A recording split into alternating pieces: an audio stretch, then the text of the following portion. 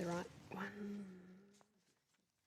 I declare open this meeting of the Senate Economics Legislation Committee. The Senate has referred to the committee the particulars of proposed expenditure for 22-23 and related documents for the Treasury portfolio and the Industry, Science and Resources portfolio. The committee may also examine the annual reports of the departments and agencies appearing before it. For this additional hearing, the committee has set 9 December 2022 as the date by which senators are to submit written questions on notice, and 27 January 23 is the date for the return of answers to questions taken on notice. Under Standing Order 26, the committee must take all evidence in public session. This includes answers to questions on notice. I remind all witnesses that in giving evidence to the committee, they are protected by parliamentary privilege. It is unlawful for anyone to threaten or disadvantage a witness on account of evidence given to a committee, and such action may be treated by the Senate as a contempt. It is also a contempt to give false or misleading evidence to a committee. The Senate, by resolution in 1999, endorsed the following test of relevance of questions at estimates hearings. Any questions going to the operations or financial positions of the departments and agencies which are seeking funds in the estimates are relevant questions for the purpose of estimates hearings. I remind officers that the Senate has resolved that there are no areas in connection with the expenditure of public funds where any person has a discretion to withhold details or explanations from the Parliament or its committees unless the Parliament has expressly provided otherwise. The Senate has resolved also that an officer of a department of the Commonwealth shall not be asked to give opinions on matters of policy and shall be given reasonable opportunity to refer questions asked of the officer to superior officers or to a minister. This resolution prohibits only questions asking for opinions on matters of policy and does not preclude questions asking for explanations of policies or factual questions about when and how policies were adopted. In particular, I draw the attention of witnesses to an order of the Senate of 13 May 2009 specifying the process by which a claim of public interest immunity should be raised and which I now incorporate in Hansard. Witnesses are specifically reminded that a statement that information or a document is confidential or consists of advice to government is not a statement that meets the requirements of the 2009 order. Instead, witnesses are required to provide some specific indication of the harm to the public interest that could result from the disclosure of the information or the document. An officer called upon for the first time to answer a question should state their full name and position for the Hansard record, and witnesses should speak clearly into the microphone. Please make sure all mobile phones are switched off or turned to silent. I remind senators and witnesses in the hearing room that microphones remain live unless I instruct otherwise, for example at suspension or adjournment. For witnesses participating via video conference, please mute your microphone. I ask members of the media to follow the established media guidelines and the instructions of the committee secretariat as set out in the guidelines. Senators and witnesses' laptops, mobile phones, other devices and personal papers are not to be filmed or photographed. I remind everyone in the gallery they're not permitted to speak or interfere with the proceedings or with witnesses at any point during the hearing. Security is present and they will be asked to remove anyone who does not follow these instructions. Witnesses and senators who are seeking to table documents during the committee's hearings were requested to provide an electronic copy of those documents the day prior to the hearing so that the documents could be circulated electronically during the hearing. Please liaise with the Secretariat if you need assistance. The committee now welcomes Senator the Honourable Tim Ayres, representing the Minister for Resources. I also welcome Secretary Ms Megan Quinn and officers from the Department of Industry, Science and Resources. Minister, Secretary, officers, would anyone like to make an opening statement? I sense this is my moment to make the Chair very happy and say no. Similarly, no from me. Okay. Before I give the call to Senator McDonald, I'll just give colleagues an indication of approach to chairing the committee for this brief 2-hour hearing. We'll start with 10-minute blocks of time, but at 10 minutes I'll call last question, so you actually get a little bit more time than that. I'm going to really try to enforce questions being asked and answered in this hearing because we do only have the 2 hours tonight and we want to make best use of it. If the bells ring, I will be calling a recess and going to the chamber if required, and we will reconvene. So with those notes, Senator McDonald, you have the call. Thank you, Chair. And as we discussed, if we are going to have a number of divisions, I mean, I have received a pair, so I didn't have to leave.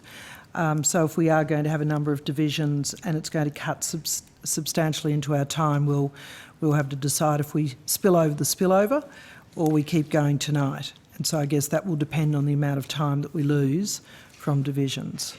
I Yes. should just indicate that I've arranged a pair for this evening, but of course there's a territory rights bill at the moment which it's not possible to pair for, so we'll see how we go. Yeah. Probably not for the Hansard record, but chairs don't have pairs on the government side.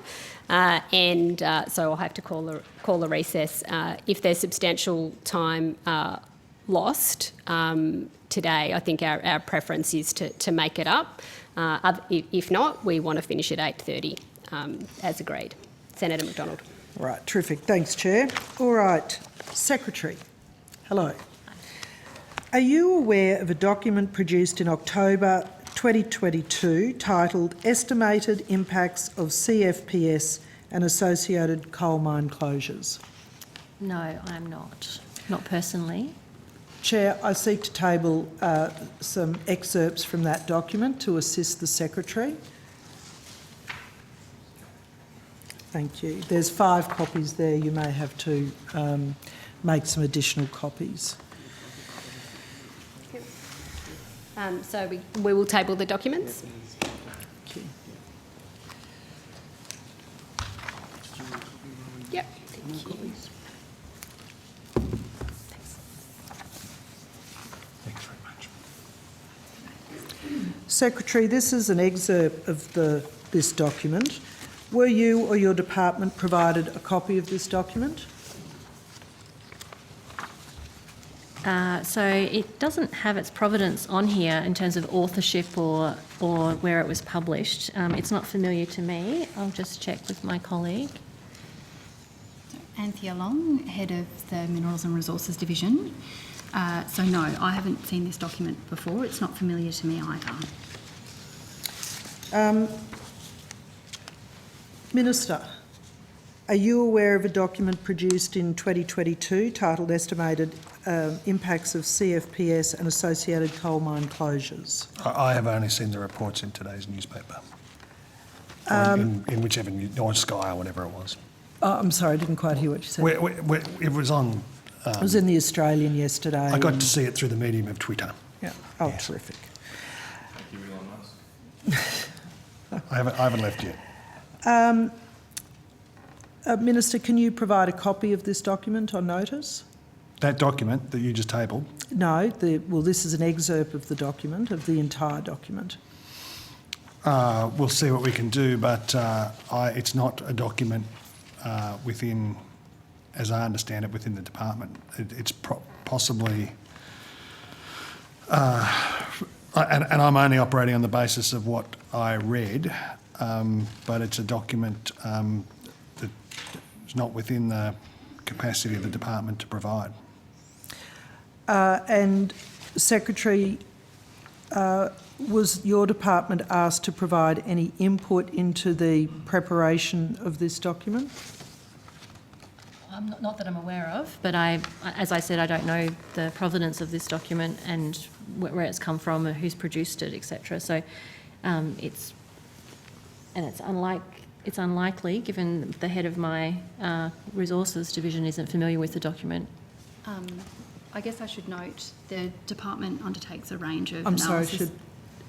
Apologies, a bit closer. Yes, thank you. And also, if you could say your name, Ms Long, if you Anthea hadn't Long. already. Yes, you did. You did. Yep, Anthea Long, Minerals and Resources Division. So there are a number of different parts of the department that undertake a range of analysis around industry growth and transition. And so it is quite possible that there are parts of the department that have contributed to some of the analysis there, but at this point I think we'd have to take that on notice. I'm not familiar with the document. Yeah, terrific. All right, I guess given that the document is talking about the estimated impacts of coal-fired power stations and associated coal mine closures, that I would have expected there would have been input from the Resources Department into number of workers, impacts on associated industries and so forth. Would that be Well, So we certainly at different times look at these sorts of issues, but as for this particular document, I'm not sure. Very happy to take it on notice and come back to you in terms of checking all the different parts that might have been involved. But it isn't, like, as we've said, it's not something that we're kind of is recognisable in this form to us. all right. So can I ask then that you take on notice that you will check within the department whether or not you've received this document and or provided input into this document? Yes. Terrific. Take that on notice. Thank you. Secretary, I refer to comments made by Woodside CEO Meg O'Neill on a gas price cap, as reported in the Australian Today. Can I provide this document on notice, please, to be tabled? Thank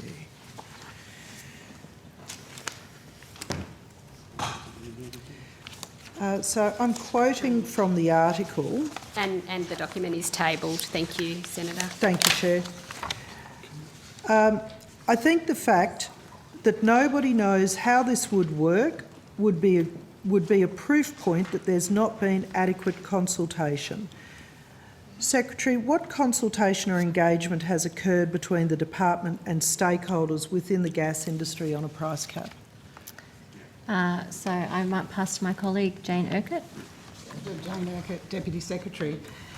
So in relation to energy prices, obviously there is work going on at the moment. A number of ministers have spoken publicly about that work, about a range of options being examined. In fact, I recall that one or more ministers, in fact, may have said that all options are under active consideration and examination. Our department has been working with the lead agencies on that work. So Department of Climate Change, Energy, Environment and Water, as you'd expect when it comes to energy matters, and the Treasury. So in relation to that work, we are not the lead on that work, and so we have been interacting with those two departments about the analysis that they are undertaking. Mm-hmm. So we're speaking about the price caps consultation on energy prices, of course. So as the lead agency for the resource, have you had consultation or engagement with stakeholders on this? I might just clarify, just for the benefit of the committee, the gas market is actually the responsibility of the Department of Energy, and the Department of Resources element looks after gas extraction. So in terms of, but obviously they go together, but in terms of actual market operation, which would be the mechanisms by which something like a price cap might be imposed, is likely to sit with the Department of Energy through the Energy Regulations and Rules, or the Department of Treasury through the Competition and Consumer Act. So that's why my colleague was talking about our talking with them. So we're not the only agency involved in these aspects. So I just wanted to clarify the responsibilities in the AAOs. Yes, thank you. Just through you, Chair, just to follow up there, you said you're responsible for gas extraction, your department. That's right. But wouldn't a price cap potentially have effects on the incentives to extract gas? That's right. There are potential knock-on implications, Yep. but in terms of the mechanisms and the operation and the legal foundation for an intervention of that type, that would sit under regulations held or legislation held by others. So are you providing advice on the potential impacts or consequences of a gas price cap on gas extraction? So we're Your providing department? advice on a range of different possible interventions in the regulatory front, and so we are engaging in terms of the implications for those areas we've got responsibility for, which includes the industry participants and industry users, as well as the extraction. Thank you. Thank you. Minister, just returning to Ms O'Neill's quote, what consultation has occurred between the Minister for Resources and stakeholders in the gas industry? Well, the Minister's been extensively engaged. I think you asked me at the last estimates about the Industry Minister's engagement, and I was in a position to be able to provide you with some detail about his engagement with gas producers and related organisations. I'm not in a position to be able to provide you with a schedule of the Minister's engagement, but she has had extensive engagement. Could you, on notice, provide that consultation, please? I'll take that on notice. Thank you, Senator. Thank you, Minister. Senator McDonald? Yes. You would be on your last question, but Senator Whish-Wilson, who's also interested in asking questions, is not here, and it seems that you and Senator Canavan are sort of happy to share the call, so please continue on that basis. Thank you very much, Chair. I'm sorry, I've just lost my spot. No, here I am. I'm back again. Minister, would you also be able to provide, if the Minister for Energy, Minister for Industry, the Treasurer or the Prime Minister has had consultation with gas companies on the potential introduction of a price cap? Just again, I'm referring to Ms O'Neill's quote about the proof point of the lack of consultation. To the extent we can insist on notice, we will. Thank you.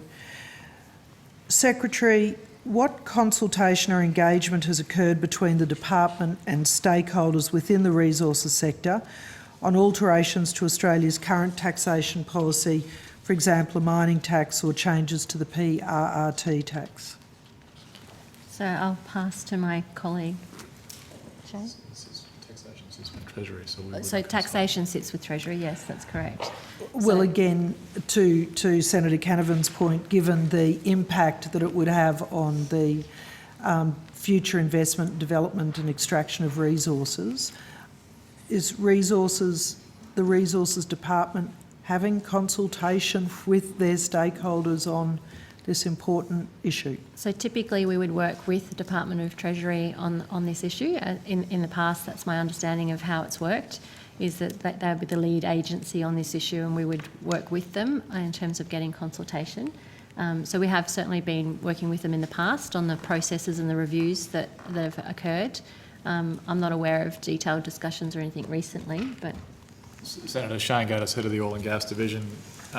There has been, a government's been canvassing the range of options which the Secretary has sort of outlined.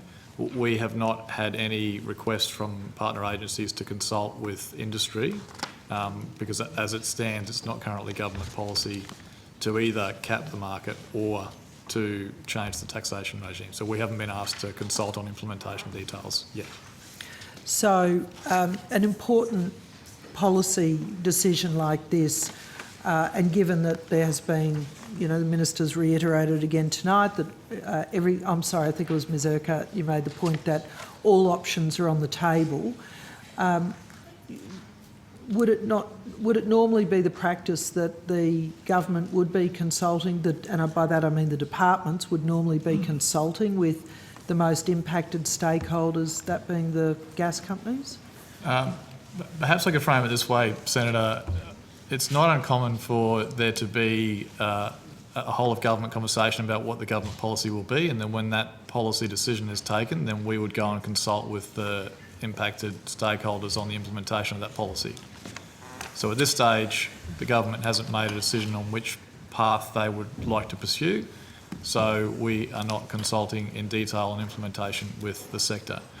Just to clarify though, we have routine conversations with the sector almost every day, and these things do come up in conversations, and when we get the views of industry, we pass them into that whole of government consideration. So it would be reasonable to say that you are consulting with industry on the... normally you wouldn't only consult after a decision has been made, particularly given that Ms O'Neill has said, I think we would struggle to see new investments be competitive with those sorts of price levels, Woodside Chief Executive Meg O'Neill said in reference to the price caps. And that goes for investment within the Bass Strait joint venture as well as things like LNG import facilities. I don't want to say that it's not feasible, but the economics become significantly affected with pricing constraints in place. So I'm just trying to understand what consultation that you would be having with these significant investors on what impact this government's policy decisions, policy options, all these options being on the table, what consultation you would be having with resource extractors. So, as to I said, consider Senator, that. no government decision's been taken on the preferred option or options to take forward to I consult. appreciate that, but you would, I hope, be providing advice and input to Treasury, to the Energy Minister, on the impact that each decision would potentially have. And so your consultations with your resource companies would be critical to allow them to make an informed and good policy decision. So I might just frame the question or the answer. So clearly we are part of the advice process. We draw on our analysis and information and our contacts with industry. That's slightly different from what I think you're envisaging, where we go out independent of the government and ask stakeholders about a set of policies that the government is considering. That is not usual practice in my experience. The usual practice is that the government, through a cabinet process, explores options, gets free and frank advice from the public service that draws on the intelligence and information that's been gathered on a regular basis through regular consultations, our internal analysis, works up options. There's usually regulatory impact analysis, etc., around significant decisions. So that process kind of happens. The stages in it when you engage with stakeholders around how much detail are always a matter for government in terms of at what stage they're at and the processes. There, as Mr. Gaddis has said, there's regular and ongoing discussions between us and potentially affected stakeholders across the range, including industrial users and the resources sector. We willingly receive their views. In terms of what we provide back, in terms of details, it's a function of how we work with our ministers through a cabinet process. So I give you the example in Queensland where a couple of years ago the Queensland government increased gas royalties as opposed to the more recent increase in coal royalties that has happened in that state. The resource industry has been at pains to point out to me that the gas royalty increase went through quite unremarked upon because they had the opportunity to engage on what the policy would be and also the opportunity to offset and provide some other issues, get some other issues resolved for industry, as opposed to the coal royalty increase where they were called in and told what the decision would be. And so I'm just trying to understand the process that you would be consulting with industry in order to make that frank and fearless advice to the Treasurer, because this is a very serious issue that particularly this Chief Executive is making about future investments which affect Australian jobs, Australian royalties, Australian company tax. And so we've certainly had detailed and ongoing discussions with the gas industry, not least in the most recent processes through the heads of agreement negotiations and discussion, and also the review of the Australian Domestic Gas Security Mechanism. Those discussions talked about what was happening in the industry, what the production forecasts were, what the demand forecasts were, what the marginal cost of production was. We've also got the ACCC inquiry, which asks for information and receives information through their information collection powers. There has been deep and ongoing engagement with the gas industry on supply and price implications, as there has been on the industrial user side. So there has been a great deal of discussion around what's happening in the market, what the structure of the system is, who are the buyers, who are the sellers, how do they sell it, when do they sell it, all the obligations, what their contracts are with foreign investors, how their companies are structured. All of that information is available. What you're asking about is sort of precise details of considerations that are before government now. Well, what I'd like to know, Secretary, is what analysis has the department conducted on the effects of a domestic coal or gas price cap on domestic supply? So that runs down to the questions around the time horizon that you're looking at, and we know that the companies that are exporting, for example, through the heads of agreement, have agreed that they have 157 petajoules available for supply into the domestic market.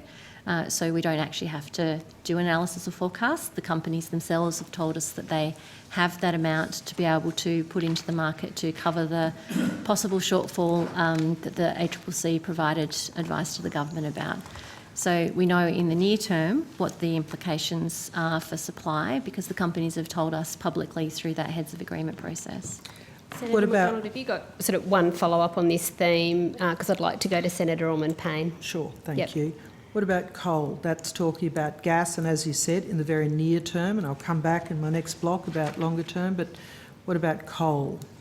So in terms of coal production, we also know how much coal there is in various reserves and what the production capacity is for companies. It depends a little bit on the type of coal and how they're connected to different parts of the system, particularly the electricity generation system. So in the near term, we also know what's available. But the effects of a domestic coal price cap? Yeah, it would depend on the arrangements, the coverage, the length of time, at what level. So there's a lot of different variables. So we provide advice on different options and variables as we would through a cabinet process. Senator Orman-Payne. Thank you, Chair. Barely a few weeks into the Russian invasion of Ukraine, the Morrison government paid Whitehaven for 70,000 tonnes of coal as a gift to Ukraine. Who initiated this measure? Was it the former Minister Pitt, or did the proposal come out of the department?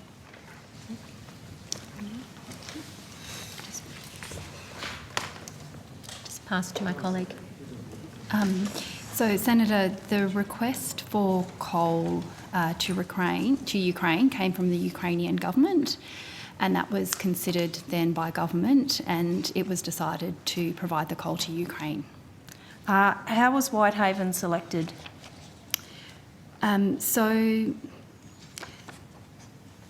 after the Australian government, well, actually, in fact, around the time that the Australian government was approached by Ukraine, the department had been in discussion with coal producers and the Minerals Council of Australia just to understand the broad capacity of the sector to increase coal supplies to the global market.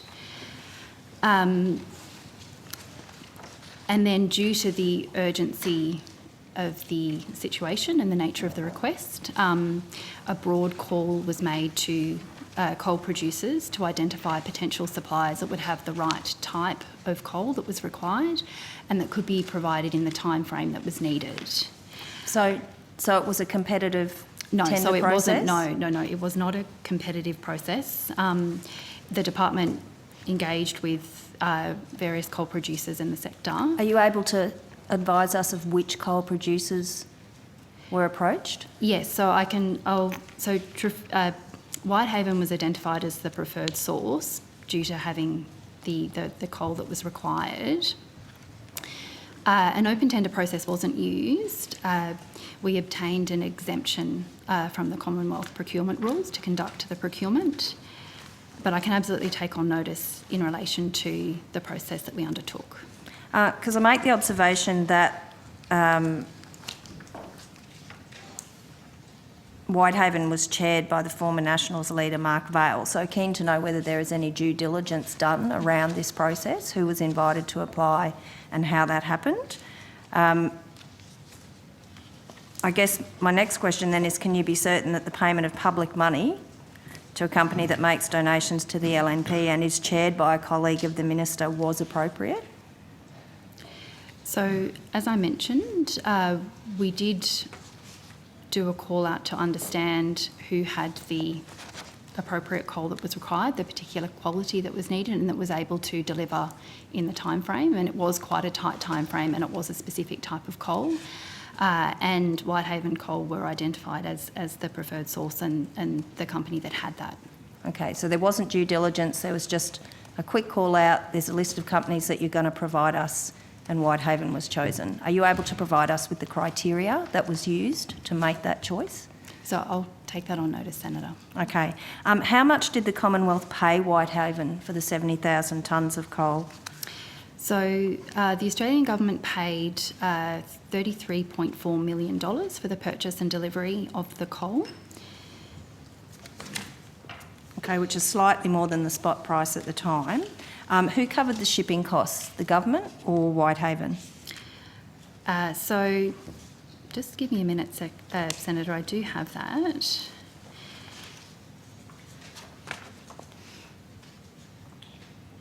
So it was Trafigura who were the supplier of the trading brokerage services. And in terms of, I can give you a breakdown in terms of the total contract price. So there was an inclusion in relation to the price of the coal, and then there's freight and insurance. But we did do our due diligence on the price of the coal, so it was the contract and the price paid was in line with the futures index price of coal for that particular quality at the time. Yep. Just to clarify though, who paid for the actual freight? So the Australian government paid for the freight. Yes. And did that come out of the foreign aid budget or did that come out of the department's budget? So that was out of the departments. It was not. I don't believe it was the foreign aid budget. That was Great. from the department. Right. Thank you. Within the portfolio. Yep. That's all. Thank Thanks, Chair. you, Senator Orman-Payne. Who would like the call over here? Senator Thank you. McDonald. Thank you. So, Secretary, just returning to this issue of the advice from the department on the effect of domestic coal or gas price caps on supply. You spoke about short term, you spoke about a number of variables. I'm just trying to understand that the decision-making process is complete and that the Resources Department is being asked to provide information on what would be the effects of these potential policy decisions on future investment on coal and gas. So you're asking me about whether the government has completed its deliberations on policy? No. I'm asking if the Resources Department is being asked to provide advice on the impacts of a range of decisions, a range of outcomes of those decisions, particularly around the effects on domestic supply, future investment and domestic supply of coal and gas based on price caps. So we are working with others on those questions, not just ourselves, but working with others such as the Department of Climate Change, Treasury and the ACCC. So Right. it's a joint effort, but we are working with them on assessing the implications of different policy options in the broad, including possible implications of different decisions on supply, demand, prices, pass-through, impact on electricity prices and the whole suite of different implications. So are you consulting with industry, with companies who make the investment decisions on their sensitivity to investment decisions following different policy decisions, specifically around domestic coal or gas price caps? So we have, happy to reprise the previous answer. We're drawing on material that we have obtained from companies through different processes, our own plus the ACCC's processes plus the Treasury's processes. We're drawing on that information from them. Are we in consultations right now? The answer is no, not right now. Okay. Well, and I guess that's reflected in Ms O'Neill's comments about the proof point of the lack of consultation with the companies. Those investors don't feel that they've been part of that consultation process. I think we can. That's a clear message from that article. I won't ask you to comment on that. I think that's clear from what the companies are saying. Secretary, I refer to you to reporting in the Australian Financial Review about analysis conducted by Energy Quest, and I seek to table that document, please. This article highlights that 19 years of potential gas supply, 39,000 petajoules, would remain commercially stranded and in the ground if a price cap held prices around the level that they were at last year. Is this representative of the department's analysis? The document is acceptable to be tabled and it's being tabled. Thank you.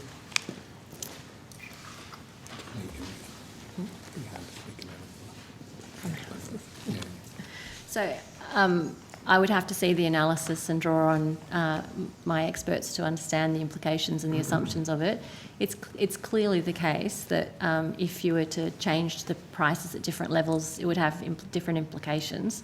So it would depend on the assumptions that you applied. If you set the price of any commodity below its extraction price, then it will have an impact on supply. If you set the price above the marginal cost of extraction, then it's less likely to have an impact on supply. So clearly it matters in terms of the length of time at which you might set different prices. So it very much depends on Secretary, do on you which have aspects. somebody, I'm sorry to cut you short, but we are limited by time tonight. Do you have somebody, an advisor, a department official who has the capacity to comment on the Energy Quest review data? I think the officials of the department are being helpful to the extent that they can be. Yes, and I think- well, that's I my think- question, Minister. Is there anybody here who would have the capacity and the understanding to have read this document Yes, I think that and made analysis? at a point not very far from this point, you're going to butt up in the questions against the cabinet process that's been undertaken at the moment. No, I And wouldn't there have is a thought limit so, to- because there this is a limit to- publicly available Yes, document. yes. And I would imagine that there would be department officials here who have read it, are familiar with the assumptions. It's a public available document. This is not a cabinet document. I'm seeking to understand the capacity and the advice that the department is able to make, and I hope being drawn on by Treasury and other ministers. But it's not officials of the department can't answer questions if they're matters of opinion. No, And certainly. officials can't answer questions that go to a cabinet process. And Sorry, Senator McDonald, I'm just trying to catch up with the various documents that Yes. you're using and tabling. So this is, So we've tabled an article. I've tabled Yeah. an article which refers to Energy Quest's review of gas cap pricing. I'm happy to table that document as who's- well. Excuse my ignorance, who's Energy Quest? Energy Quest is an independent industry analysis of the gas market. It's prepared by APIA. This is a well-known group within the gas sector. Well, Energy Quest. Sorry, let's not open No, it up they're for. not in Energy Quest. Sorry, let's not open it up for a discussion. So you're asking, apart from what I asked you, Senator Yes. McDonald. So you're asking the officials here to comment on a I'm asking, document that's been produced external to the department at the moment. yes. I mean, you can't can see answer that how- question however you would like, Yeah. right?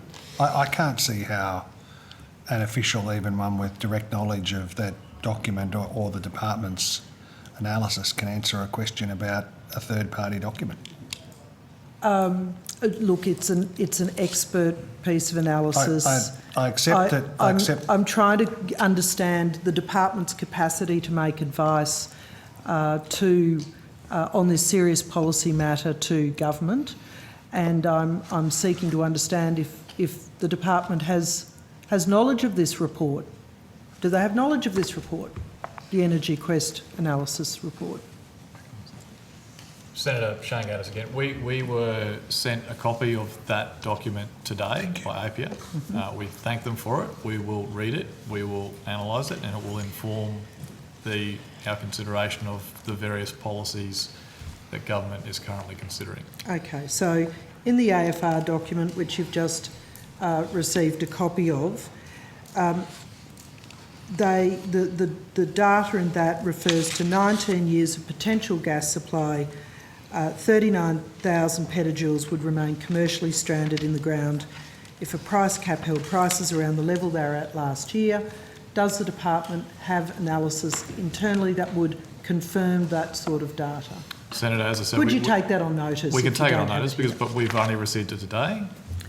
We'd have to go and have a look at it. I'm not familiar with what the settings are and the assumptions in that report, how they would align with what government's currently considering. So it would be a complete hypothetical. So it's not, I'm not asking you to comment on what the government's considering in that case. I'm asking you to consider this statement and align that with your own analysis of the gas supply and investment into future production. So are you seeking a peer review of that No, statement? no, I'm asking you for whether or not the department has analysis within the department that would allow you to confirm or otherwise that kind of statement. I'll take that one on notice. Thank you, Senator. Thank you. Yes, please.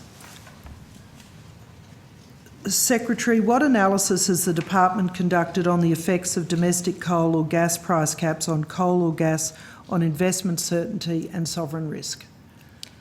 So that is part of the considerations in terms of thinking about the structure of the industry and what different policy options would have on sort of contract, uncontracted, future investment decisions, etc. So that is part of the policy considerations that we've been working with others to provide advice on. In terms of, we would be drawing on the material once again that the companies have provided us, particularly in the gas sector through the heads of agreement processes and the Australian domestic ADGSM. In terms of on the coal side, there is also publicly available information. The coal side is more complicated because there's many more producers, different types of coal, different access to international markets and domestic markets, etc. So we do look at that. We have the information available to us, and clearly it's the same question that we had before. If a price was set lower than the marginal cost of extraction, that would have implications for investment certainty. Australia is considered by international investors a safe place to invest. It's important that those regulatory regimes are consistent with lowest cost of capital. We do draw on international capital as part of our extraction industries, not just in the coal and gas, but others.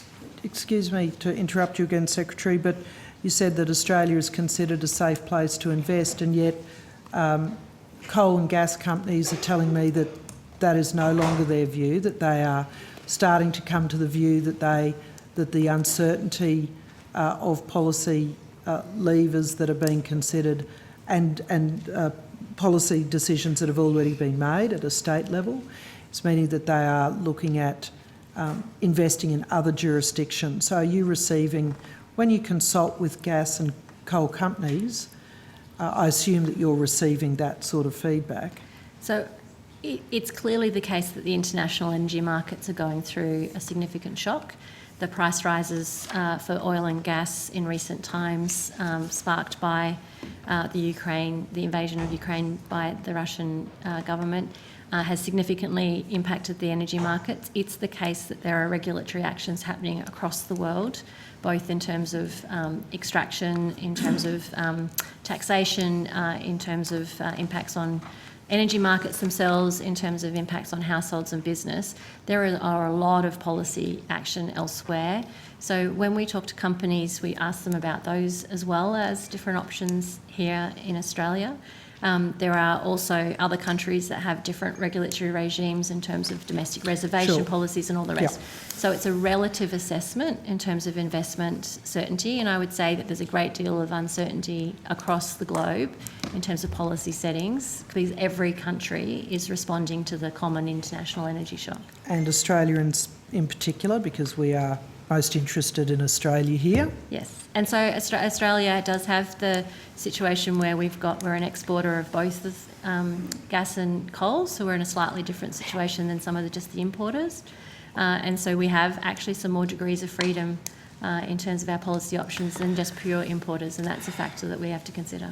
All right. Secretary, what analysis has the department conducted on the effects of domestic coal or gas price caps on energy generation? So energy generation is the domain of the Department of Energy. Okay, they thank you. take that forward. Leave that one there. Secretary, I now seek to table another document, which is with reference to an article in the Australian yesterday, that the states revolt over Anthony Albanese's plan for coal price caps, which stated Credit Suisse on Wednesday warned a potential price cap of $11 to $13 a gigajoule on domestic supplies would boost the risk of an electricity blackout in 2023. Secretary, does this reflect the analysis of the department?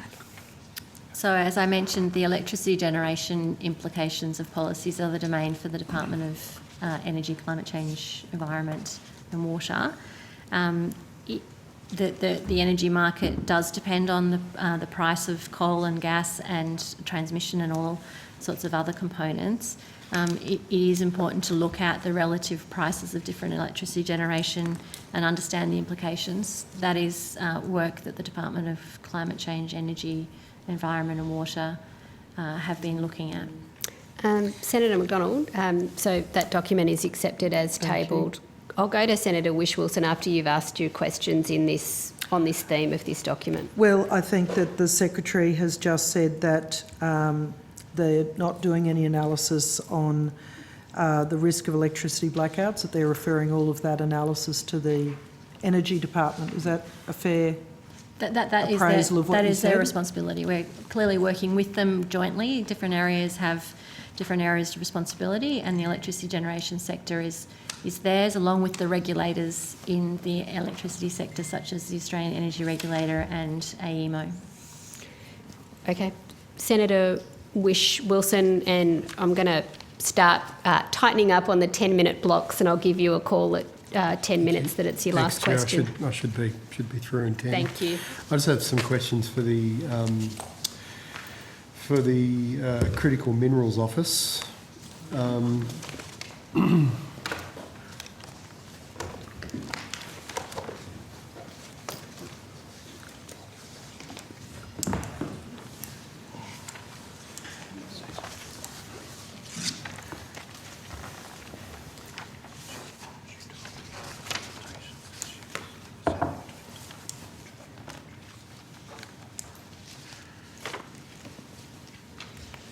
Welcome, Mr Hutchinson. Thanks, Ms Hutchinson.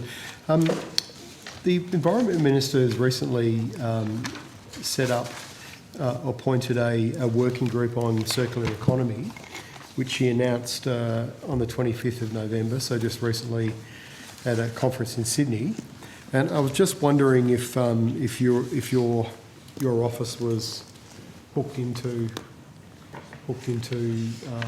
that working group at all, or if you're aware of it, perhaps might be a good place to start. Thank you, Senator Andrew Hutchinson, General Manager of the Critical Minerals Office. Not personally aware of that grouping, Senator. However, as Minister King has noted in her previous comments, ESG engagement with First Australians, net zero are going to be key focus areas of the new critical mineral strategy. Yep. And so we'll be working closely with Department of Energy and Climate Change and Environment on those sorts of issues. Might just note, the department as a whole was aware of the process and the intention to look at the circular economy, because it touches on both the industry and the resources side of the portfolio. Thanks, because obviously this is the key area the government's promoting for growth and innovation. CSIRO recently put out a research paper. It's issue 288, Water and Food. It's called Critical and Rare, the Minerals Australia Can Supply the World. It goes on to talk about the importance of recycling with rare earth minerals. And they basically say we should be looking at a whole value chain approach, and the circular economy approach is absolutely necessary to reduce environmental impact and to ensure we've got the minerals to enjoy in the future. And how big a part of the strategy is circular economy and recycling? Thank you, Senator. So obviously the strategy is yet to be developed. However, recycling but also broader ESG considerations in the circular economy are a key focus, not only in Australia but globally, particularly in markets like Europe and the US. Depending on the mineral and the application, Obviously, the opportunities for recycling vary, and I would commend CSIRO's work, not just in the report you've mentioned, but in an earlier report launched last year on critical energy minerals, which has a strong focus on this. So in Australia, we would like to see ourselves occupy as much of the value chain as we can. It's more jobs, it's more growth, it's more value for the Australian people. And so recycling can play a role not just at the end product, the magnet, as you've said, but also in the intermediate stages of processing. We'll be looking at those depending on the value chain as we go.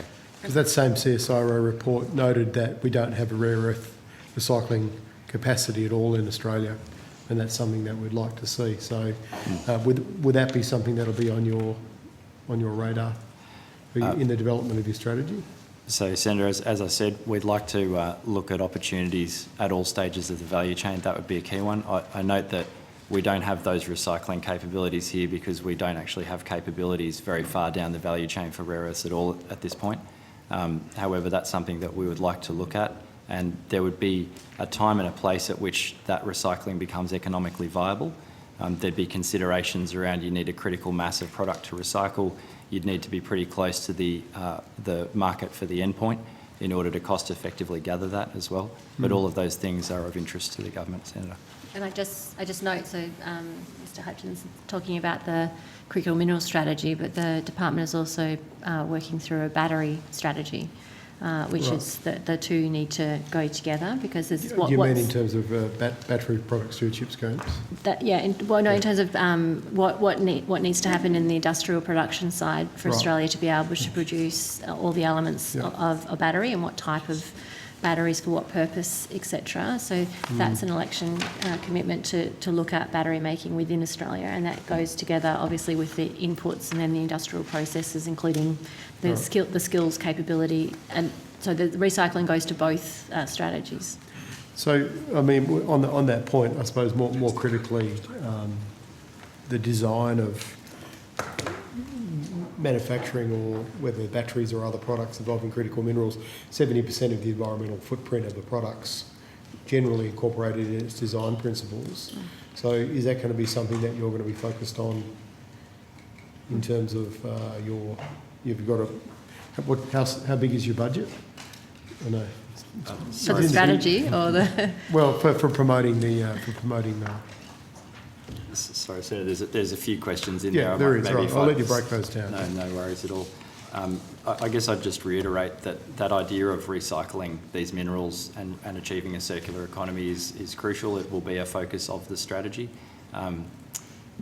Quite frankly, we won't have enough of these materials globally to make the clean energy transition cost effectively unless we consider not just new supply, but also recycling and also engineering solutions to use them more efficiently. Engineering as in design level improvements? Yeah, absolutely. To use less?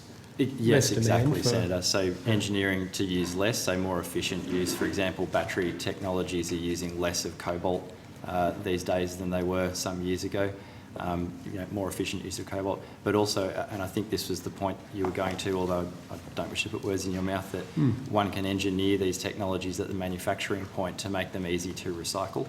And so things like the European Battery Passport have a focus on those sorts of principles.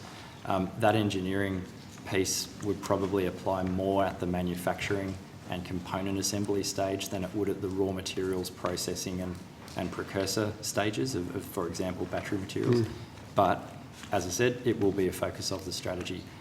The strategy will necessarily be a reasonably high-level document, and so it'll be about ensuring that these issues are on the table, that the incentives line up for that. Your question, I think, how big's the budget? Yeah. Do you mean for the strategy itself? Oh, for your group. I can give you a breakdown of the Critical Minerals Office budget, Senator, if you want. I just note that it's not just critical minerals, though, looking at this issue, it's also an industrial policy area in terms of the batteries. And it's also the case that the National Reconstruction Fund, one of the priority areas is looking at technologies to support low emissions future, which has the potential to look at these issues as well.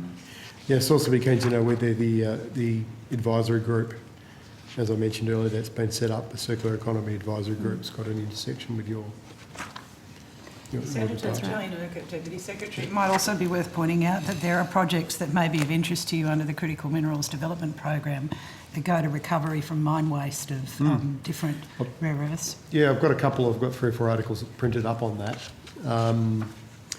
In terms of the chemical, so I understand that it's pretty well accepted that the mining of these minerals is not environmentally sound in terms of the volume of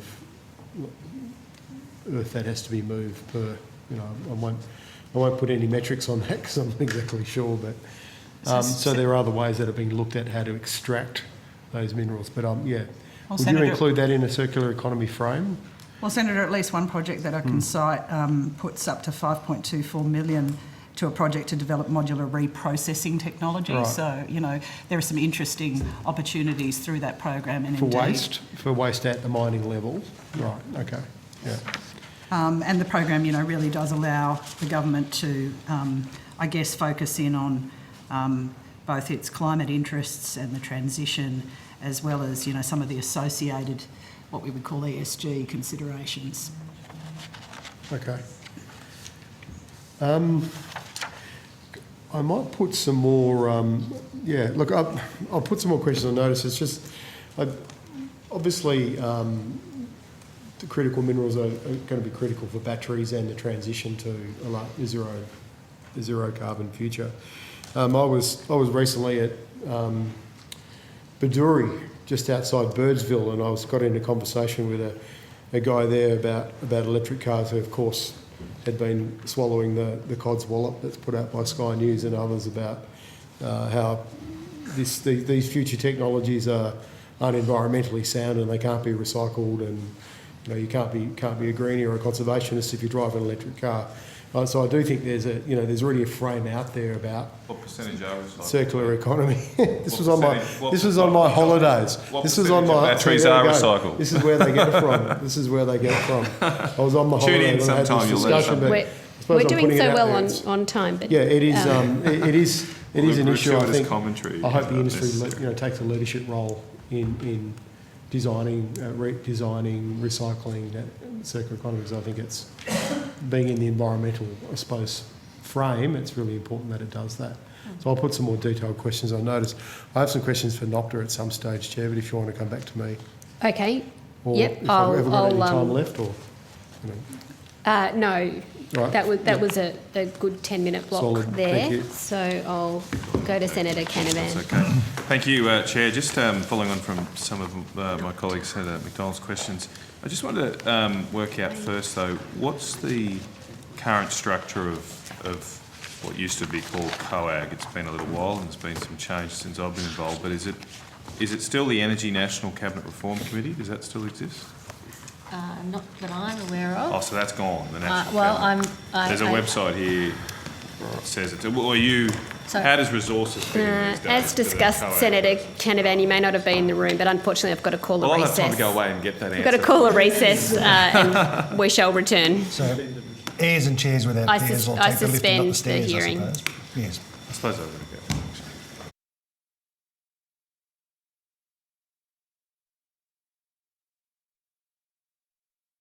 Declare this meeting of the Economics Legislation Committee open again, and note for the record that we've lost 25 minutes there from that division, and I call Senator McDonald. Senator Smith, please, Chair. Sorry, I call Senator Smith. Thank you, Secretary and officials, for making yourself available this evening. Secretary, in response to some questions from Senator McDonald this evening, you had talked about working with others and the Treasury and the ACCC around gas market issues. The context of that discussion, consultations, is that the 22nd of October letter from the Treasurer to the Chair of the ACCC? So the ACCC has had an ongoing inquiry into the gas market. So we've had ongoing engagements with the ACCC for a long time as a department, particularly around the what's happening in relation to the domestic gas supply mechanism. Yep. And the then- product or outcome of that is the reports that are issued by the ACCC on their websites? That's right. So they have their process, and they provide their regular updates to the public through their reports. The letter you refer to, I believe, is the Treasurer asking them to look at some particular matters, and that's part of their ongoing processes. Yep. So we were talking to them prior to that letter and after that letter. Right. So I'm interested to talk to you about the discussions and work the department has done in the context of that letter. And I might ask for that letter to be distributed because it is CC'd to Minister King. That's correct. Right. So can you detail for us the work that the department has done and the consultations that have been undertaken in the context of this specific request of the Treasurer to the ACCC Chair, which is CC'd to Minister King? So I'm happy to pass to my colleague, Mr Geddes, in terms of the actual discussions. So I am aware that there have been meetings with the ACCC. There's also been meetings with colleagues consulting with industry, jointly with the ACCC. And so I'll just pass to Shane. Do you want to have the copy of the letter? It's around the Code of Conduct process.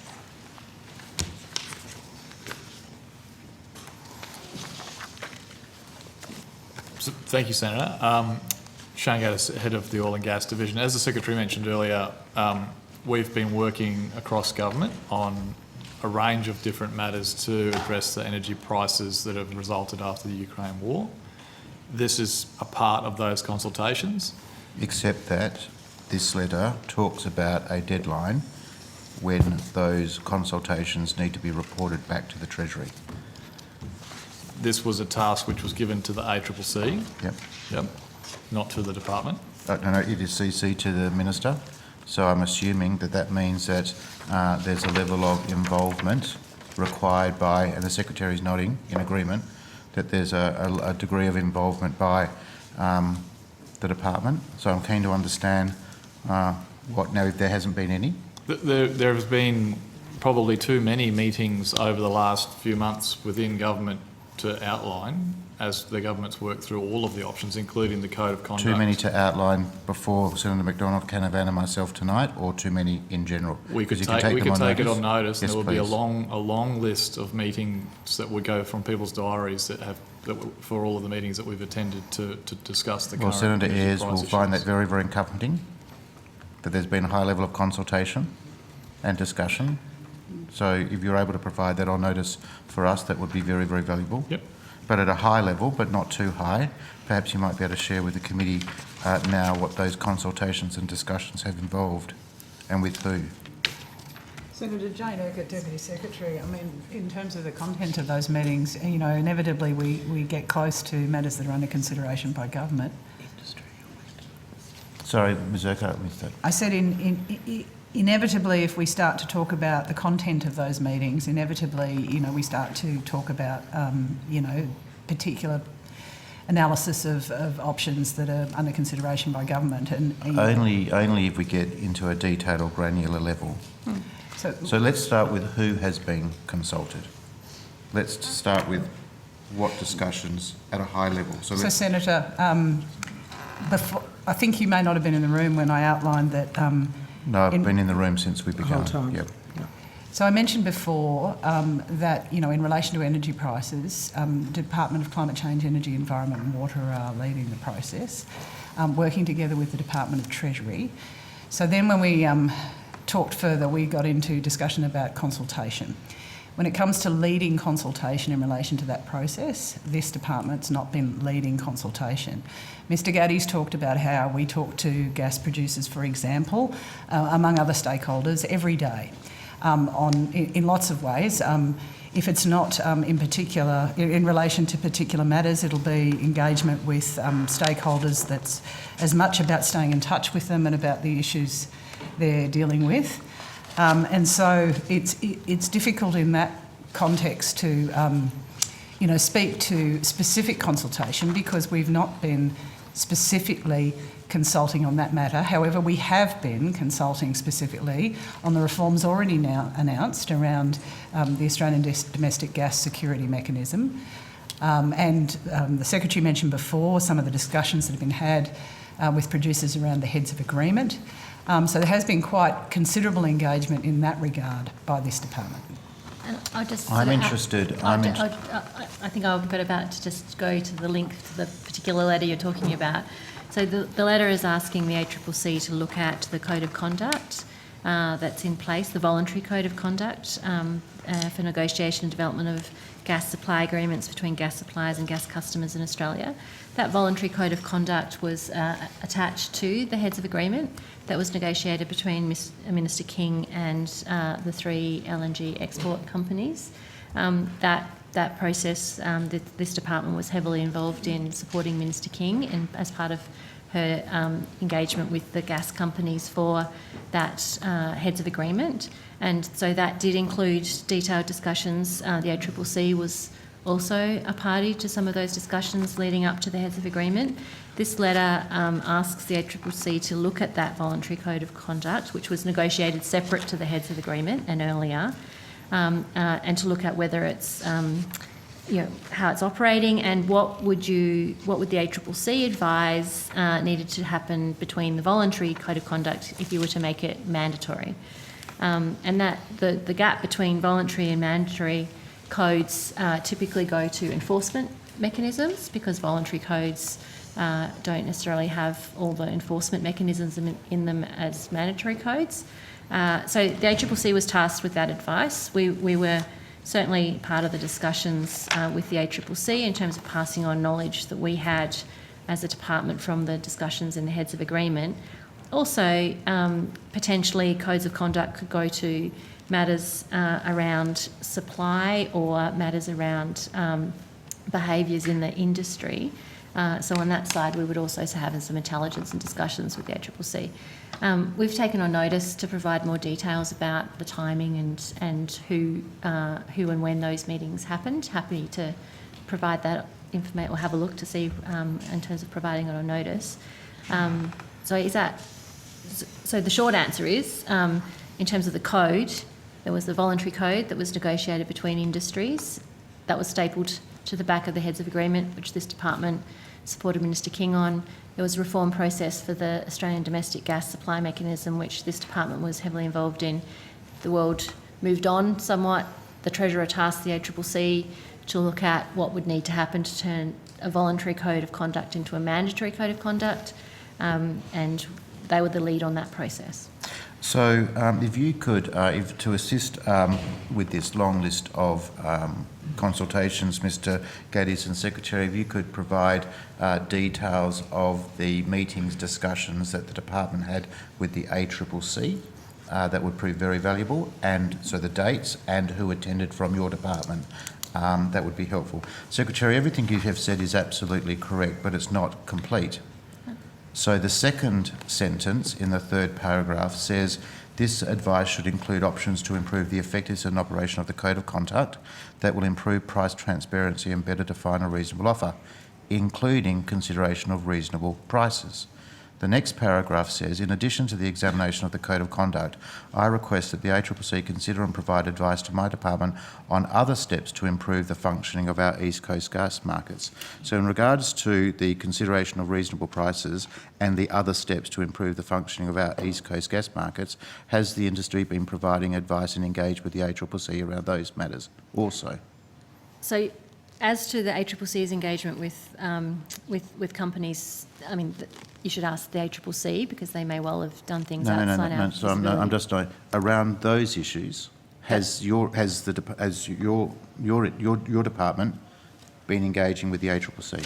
So the voluntary code of conduct included elements around price transparency, so that those elements have been on the table for some time. The heads of agreement also includes information around price transparency, and the heads of agreement also provides some anchors around considering price, including sort of reasonable prices. I'll just check the exact language in the heads of agreement. So the heads of agreement has three broad elements. One is a benchmark price, which is the LNG netback price. The second element is the cost of production. They'll have to give a consideration of the cost of production. And the third element, Dave, is...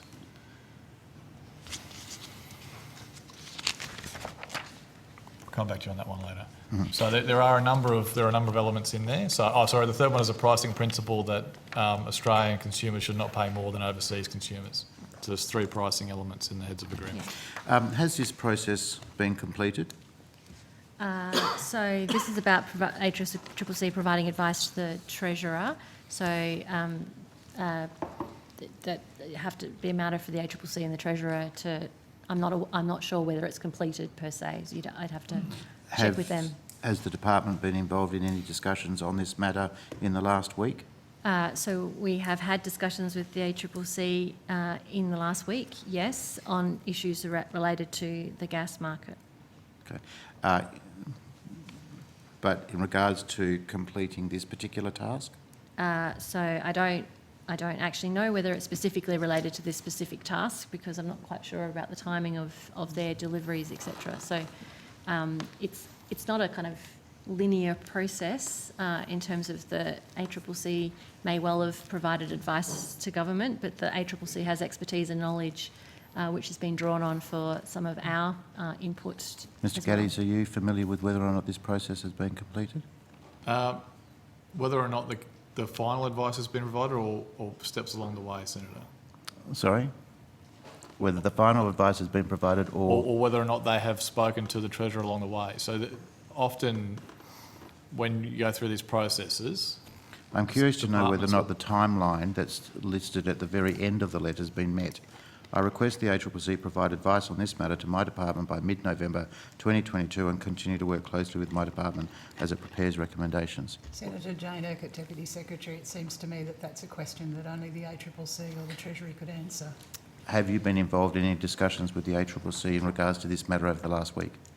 We have lots of discussions with the ACCC. On this matter, on the requirement to fulfil the requirements of the 22nd of October letter? So the letter, I have been in no meeting with the ACCC where this letter has been referenced. I have been in at least one meeting with the ACCC in the last week. My colleagues will equally have been in meetings with the ACCC.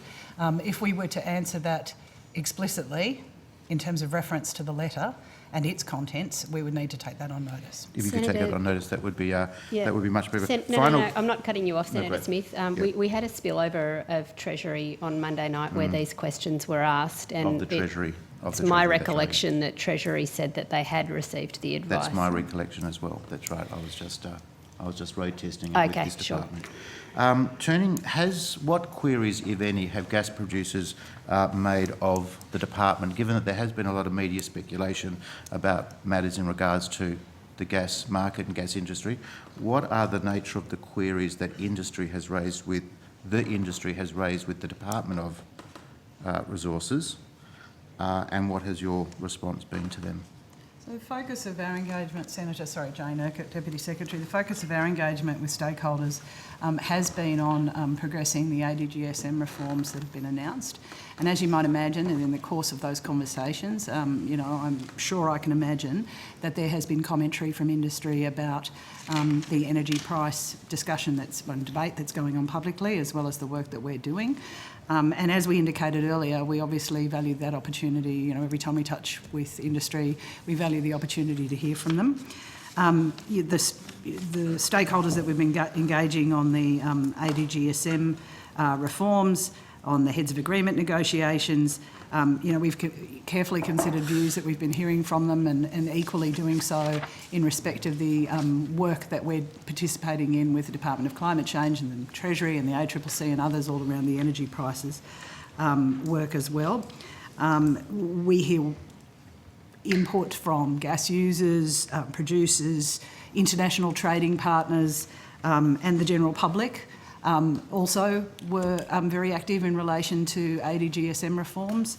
In fact, we had a process where we had some 60 written submissions from 57 different stakeholders as part of the ADGSM review.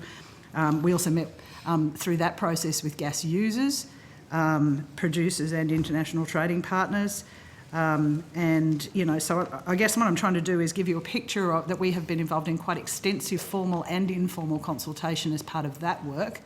That work has, overlapped, I guess, with the work that's been going on in energy prices. And so, I imagine that, I don't imagine, I know that there have been discussions where, industry have raised some relevant matter with us. So I'd be interested on notice, what are the issues that have been raised by industry with you over the last 2 weeks? When were those issues raised? So what was the mechanism? Was it a phone call? Was it an established stakeholder consultative mechanism? And if so, what? The nature of the inquiries, who made the inquiries, when the inquiries were made over the last 2 weeks? On notice would be much appreciated. Thank you. And they will take it on notice. I mean, there's got to be, there's a issue here where the department will have to consider how that relates to the cabinet processes, but I think there's a reputational issue here, Senator Ayres, for the government, because some very, very significant companies and prominent CEOs have given the government a black mark. Well, I think that the department's been quite forthright about the kind of discussions that are going on. I'm just sounding the warning bell that there is, we are operating a careful cabinet process here, deliberately.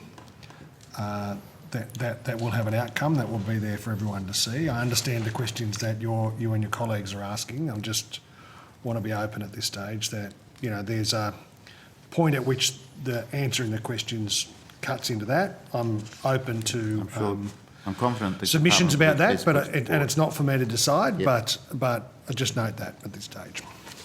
Okay, where are we going with the call here? I still have questions to ask, but I wasn't sure if Senator Whish-Wilson was waiting for the call. So just on a bit of a time check, it's 8:10. Senator Canavan, you've got some questions, or are you? You defer to Senator McDonald. Okay. Senator Whish-Wilson. Yeah, thanks, Chair. Can I ask a couple of questions to NOPTA? Then I've got some just general questions on the offshore petroleum exploration acreage releases. So NOPTA colleagues are joining us via video. Great. Okay, thank you. Can I ask about the application by Schlumberger TGS for a special prospecting authority, an SPA, to conduct 3D seismic testing in the Otway Basin? I understand it's currently pending approval by NOPTA on the basis of further information being required. Can you tell us what information you're requiring to complete that approval? Joanne Bell, Acting General Manager for NOPTA. Just checking you can hear me. Yes, we can. Yeah. Oh, lovely. Thank you. Yes, so you're correct. That's waiting on further information. We're waiting on the environment plan process to go through. So once that goes through, the application will be back to under assessment. So, and the applicant may refine its application. Okay.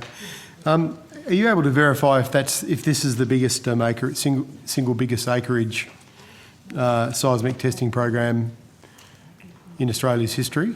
7,700 square kilometres. So I believe it's actually the West Australia Span 2D seismic survey that was conducted around 2013 was the largest, but I can take that on notice for you. Great, if you could.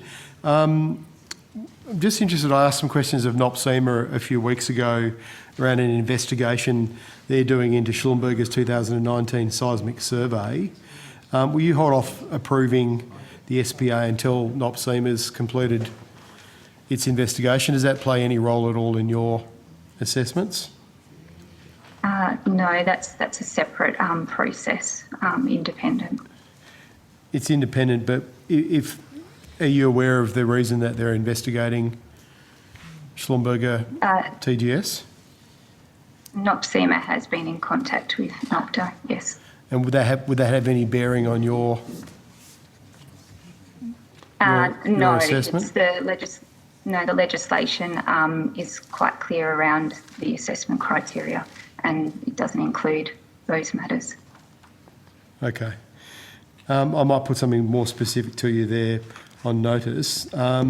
Just interested in terms of the, I asked this to NOPSEMA as well, in terms of the federal court decision on the Tiwi Islands. Has NOPTA done any work on how it's going to ensure better or consultation with traditional owners in the future? Or perhaps not how you might, but how your company's applying for. So Senator Shane Gaddis, head of the Oil and Gas Division. As you might be aware, that particular matter is currently still before the appeals court, so we're awaiting the results of that.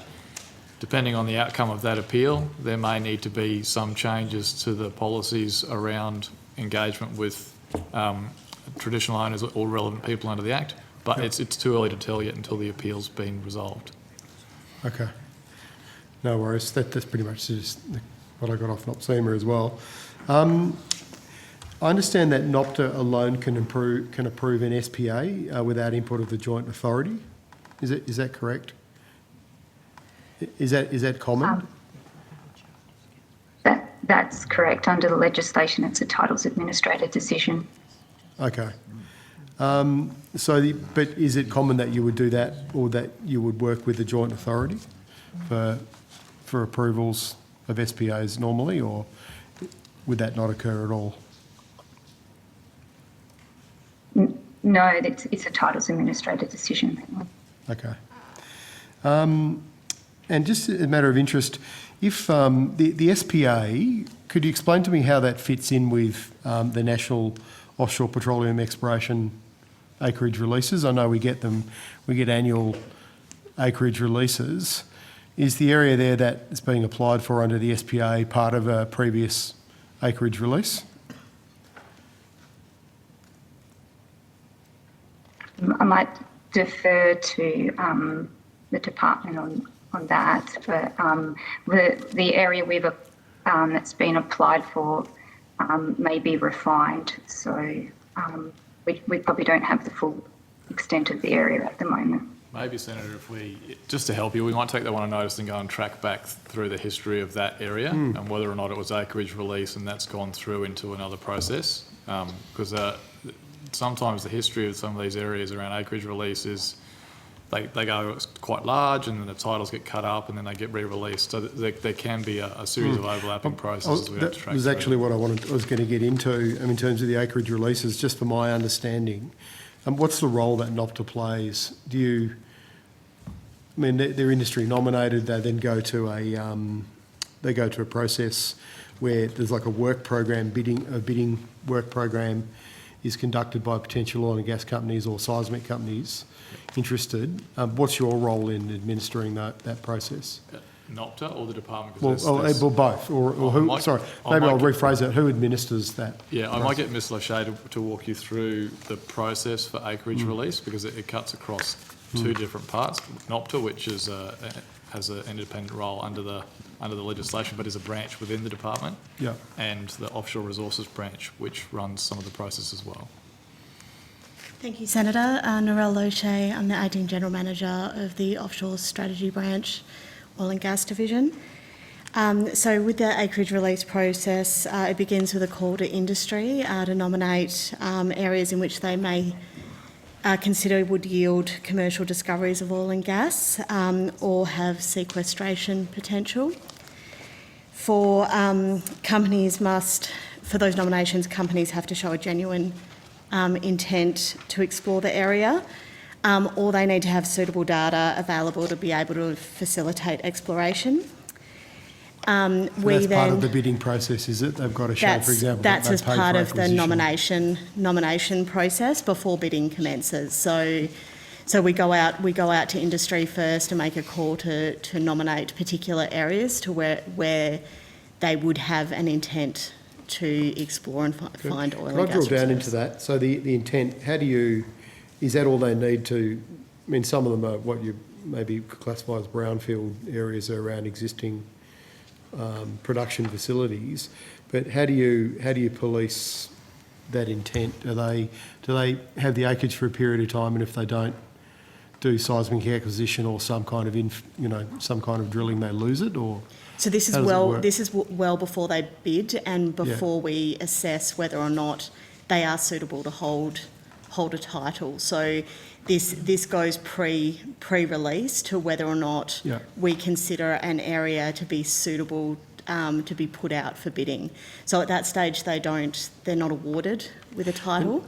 They can't. Okay, but that's the preliminary process. But sorry, I'm just guessing if they do get it, assuming they're successful. So look at the 2021 acreage release as an example. How long do they have that acreage for? Is there a period of time where they have to actually do some exploration before they lose that right, or do they have it? Is that in perpetuity? Yes, so as part of the bidding process, they submit a proposed work program, which is NOPTA undertakes an assessment of, including other matters like a company's financial and technical capacity to be able to undertake that work program. As part of the bid process, that is then provided to the Joint Authority for decision and awarded to a suitable applicant. So that then, their work program then is what is assessed for each year of what activities they need to be able to complete in any given year. So they have, in that work program, they'll say by 2024 we plan to do 2D seismic acquisition plus exploration well, and then you monitor that. Is that correct? That's correct. Yes. So NOPTA will monitor their progress against their work program. And in terms of the suitability of the area that's opened up, does that include areas in the Australian National Marine Park network? And last question after this one, Senator. So where a nominated area extends into a marine park zone where mining activities can't occur, then it will be excluded from the original nomination process and won't be released for bidding. But just to be clear, there are technically Australia's Marine Park network that we say protects our oceans does include areas where oil and gas companies can go and explore. There are some multi-use areas, yes. There are multi-use areas, okay. Just wanted to get that on record because I think a lot of people think they're excluded from extraction, including fishing and oil and gas. Well, perhaps, perhaps my last question. Okay. In terms of the SPA in particular, if it's approved, what conditions will these be made public? What conditions will Schlumberger have on the use of that area? Like, is there a period of time, once again, that they have to conduct? It's a very large area. Period of time that they have to conduct a certain amount of activity? Senator, I might ask Joanne Bell to answer that question as the Titles Administrator makes the SPA decisions. Thank you. So the Special Prospecting Authority, in terms of the time limits, 180 days. The question around the conditions on the title, until we receive all the information we require to do the assessment, I can't really comment on it. A standard condition that we do put on all the titles, and you can find those titles on the National Electronic Approvals Tracking System. We have the titles are published there for public to see. We have a standard condition that we put on around the type of operations that they'll be conducting. So we'll say it's the Otway 3D seismic and any other conditions that is determined appropriate for the operation of that title. So you sometimes see things like around spatial restrictions, such as avoiding a shipping lane, things like that. Yeah, but what about, my question, sorry, was relating to, unless I missed it, did you say they've got to start activity within 180 days? So the title is only valid for 180 days, right. That's correct. So,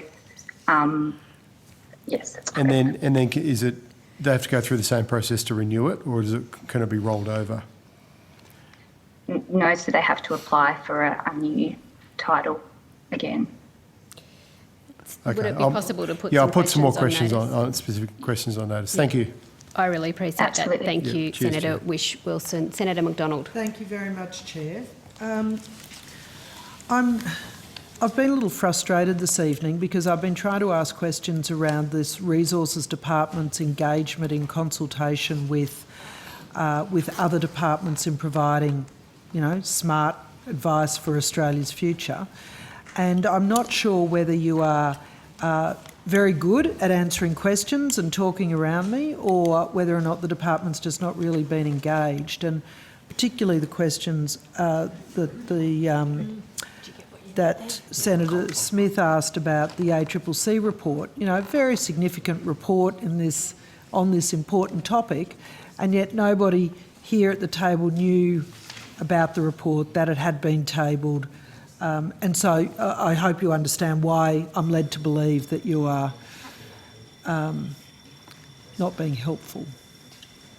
So I apologise if that's the impression you received, Senator. I can assure you the department has been heavily engaged in this process. I'm not aware directly of the process around which the ACCC provided information to the Treasurer against the letter that Senator Smith asked. I clearly was aware of the ACCC doing the work, but the actual delivery of that advice was advice from ACCC to the Treasurer, which we don't have visibility of that direct line.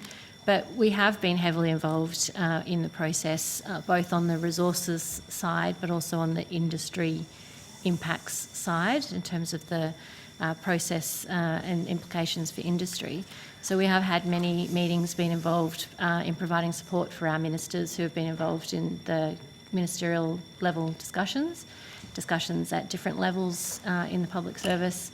So there hasn't been a lack of engagement at all, and we are drawing on the expertise that this department has in relation to the oil, gas, coal industry components, and so happy to provide more information. It's difficult to provide precise blow-by-blow steps because there have been a large number of policy officers at different levels across different parts of the department involved with a large number of officials in other departments.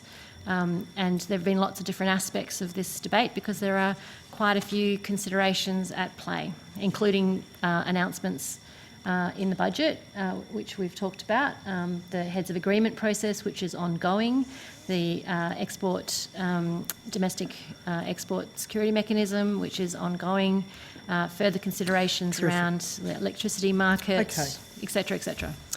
Thank you. I mean, what I'm really trying to get to is this missing link between industry being engaged and the advice. So, I mean, I have some comfort then if you've been heavily involved in the ACCC process, but that was not the impression that I was getting from the responses that I was getting from the department, which would be of massive concern to not just industry, but,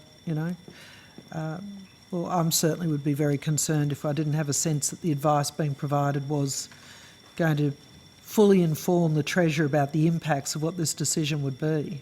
So I wouldn't want to leave you with that impression at all, Senator. There's been heavy involvement, as well as our ministers being intimately involved. I want to turn to the Strategic Basin Plan, which was designed to develop and bring more gas supply. Minister, are you aware which basin makes up the Strategic Basin Plan?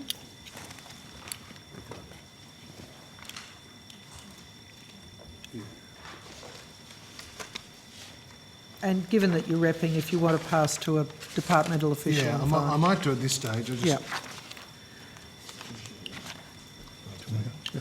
Senator David Lawrence, General Manager, Gas Branch. Can you repeat the question, please? I was asking which basins make up the Strategic Basin Plan. So the government, or the previous government, released the Beetaloo Basin Plan on the 14th of January in 2021. The North Bowen Galilee Basin Plan was released on the 23rd of September 2021. The Cooper-Ratta Vale Basin Plan was announced on the 17th of June 2021, and the measures associated with that plan were announced on the 19th of November 2021. Thank you. Are you aware of how much potential gas exists across these basins, Mr Lawrence? Just give me a second while I find that. Thank you.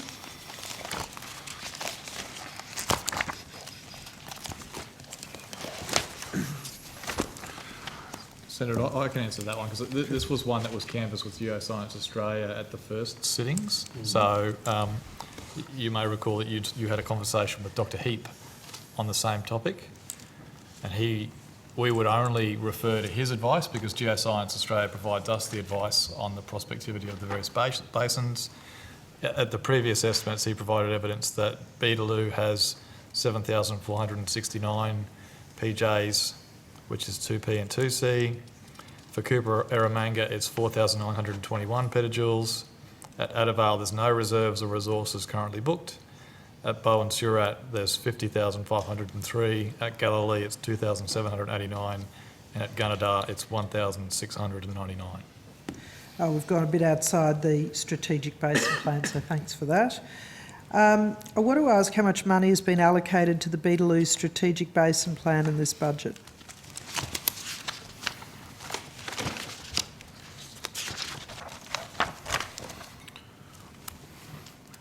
Senator, the original amount allocated to the Beetaloo Basin Plan was $227.8 million. That was in the 2020-21 MyEFO. To the Beetaloo Strategic Basin Plan, Yes. all right. How much was allocated in the March budget? There was nothing further allocated in the March budget from. So there was no cuts from the Beetaloo Cooperative Drilling Program? So, Senator, the Beetaloo Cooperative Drilling Program was $50 million over 2 years from 2021-22 to 2022-23. The program was always intended to close to new applications on the 30th of June 2022. At the time of closure, there were no new applications under assessment. 4 grants awarded totalling $26.9 million.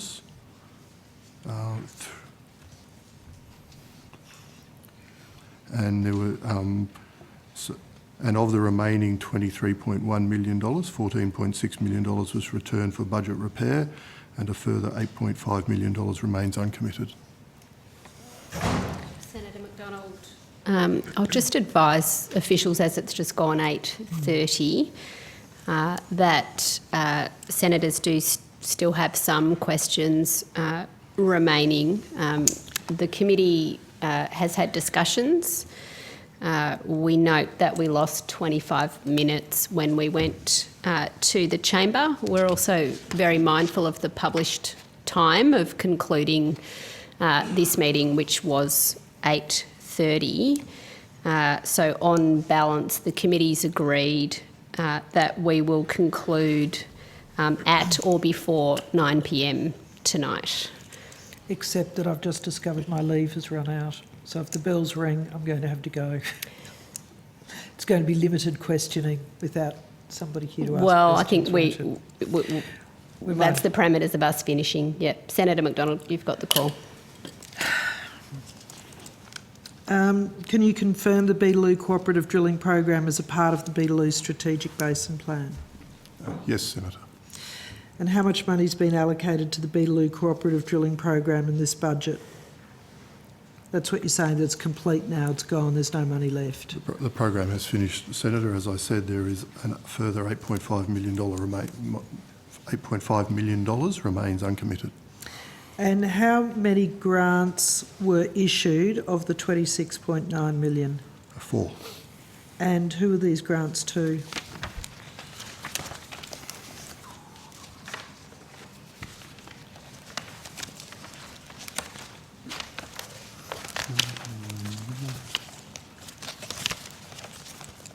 Senator, we have some colleagues from Oz Industry, which is our grants area at present. We might ask them to come to the table because they're much better at tracking the grants funding than the policy area is. While they come to the table, can I ask how much money's been allocated to the North Bowen and Galilee Strategic Basin Plan in this budget?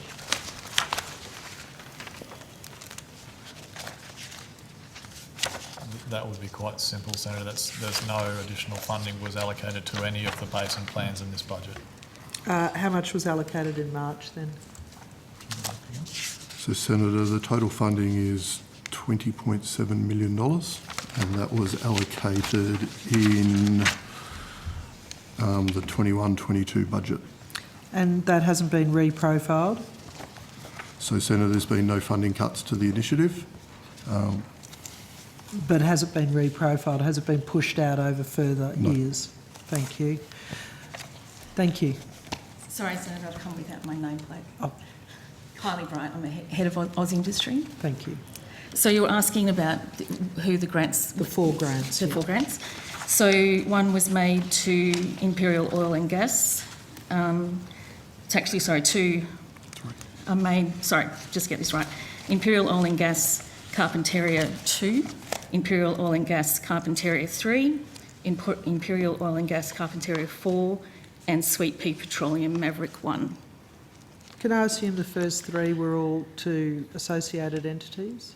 That's right.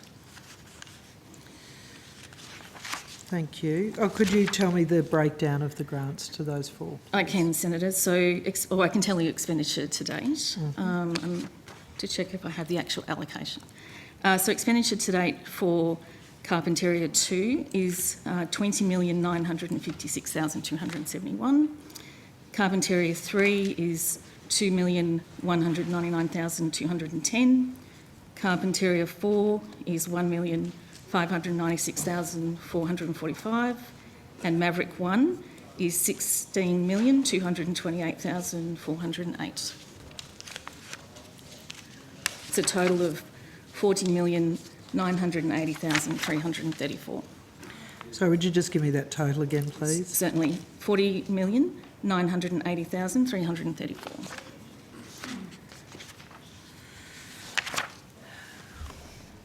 How much money has been allocated to the Cooper Ada Vale Basin Plan in this budget? Senator, no further money was allocated to the Cooper Ada Vale Basin Plan. Terrific. So there is how much in that budget? So originally, Senator, there were 2 streams of funding totalling $62.4 million, and that was announced in November 2021. Mm-hmm. Of that, $30.9 million was for the Data-Driven Discoveries program, and that was led by Geoscience Australia. Now, this program is underway and is continuing. A further $31.5 million was allocated to the Optimise and Discover program. $30 million of this funding for this program was discontinued in the October 22-23 budget and redirected to implementing measures to reform and strengthen the ADGSM to better respond to forecast gas shortfalls and making more gas available to the East Coast gas market. I suspend the committee while Senator McDonald attends the chamber if needed. We'll be here when you get back. Fabulous, thank you. Thanks.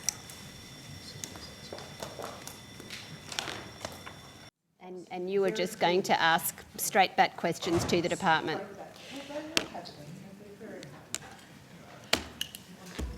Okay. Sorry, Senator McDonald. We recommence this meeting of the Economics Estimates Committee.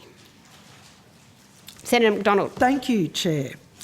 So we were just doing the $30 million that was going to the Optimise... I'm sorry, would you just tell me what it was called again? Optimise and Discover program.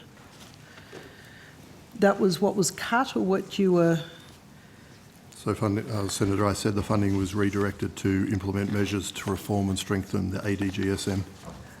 So I am in increasing awe of the department because you very accurately said there had been no additional budget monies allocated to this program, and you're quite right, but $30 million has gone off to another program which would have previously done the Cooper Ada Vale Basin Plan, but it's now gone off to the ADGSM program. That's correct. Senator, that was a decision of government. So yes. Oh, no, I'm not having a go. I'm just saying that it's well done. Well done. So the Optimise and Discover program, what would have that done? It was a grant program, I understand. Let me just check my notes, Senator.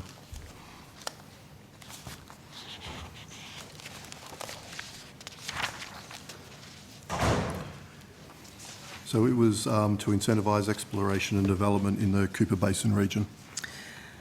Okay. So it was a grant program, is that correct? It would have been a grant program, yes, Senator. Were there any applications or expressions of interest to the program? the program had not been open for applications. Okay. Did the department conduct any analysis on the impact on future gas supply of reduced funding for developing new supply, specifically in the Cooper Adavale? So, Senator, when the government made a decision, to redirect the money, a whole range of factors were I looked into. appreciate that. I'm asking you if there was any analysis done on the impact of future supply on the basis of reduced funding for developing new supply. I can answer that one. Thank you. Senator, there wouldn't have been any analysis on the future supply because this is only a very prospective field. It could anywhere between 5 to 10 years to develop the field, so there's no known reserves there that would have been lost. So it's a government choice around whether to redesign the ADGSM, which provides gas to the East Coast market right now, or whether or not they allow the Optimise and Discover program to go on, and potentially there might be some gas in 10 years' time. So the choice was the immediacy of the issue on the East Coast required gas now, and there's the investment in the ADGSM. So was there any consultation with stakeholders on that, specifically on the basin? You've said that you didn't have a proven reserve, but that, you know, what was the industry's view on the reallocation of funding? It was a decision taken in the budget, and there was no consultation, Senator. Thank you. The program that was not discontinued, the Data-Driven Discoveries program, has that had any changes to its funding profile? No, so there's no reduction in amount or shifting in funding out to future years? No. Could you tell me what the yearly breakdown is for funding of this program, please?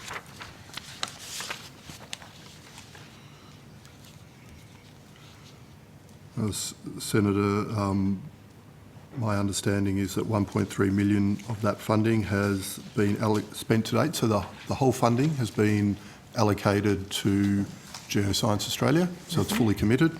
Geoscience Australia has, in 2021-22, spent $900,000, and as of September this year, had spent $387,000 for the 22-23 year, and the program is due for completion on the 30th of June 2024. But questions about specifics should really be directed to Geoscience Australia.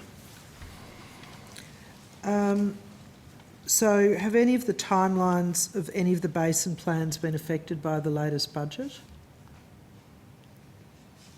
No, Senator. Terrific, thank you. And can you provide timelines on when each of the basin plans are expected to be delivered? So what do you mean by delivered, Senator? I mean, as I said, the Beetaloo Basin Plan was released back in January 2021. Which basin plan was that? So that was the Beetaloo Basin Plan, was released by the previous government.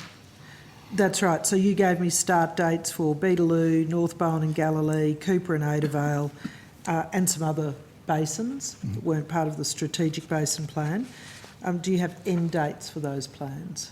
So, Senator, I think probably the best way to explain it is that the department went away, did a range of work, and the basin plan is a completed activity, and then there were a range of measures attached to them, and some of those continue and some of those are coming to an end.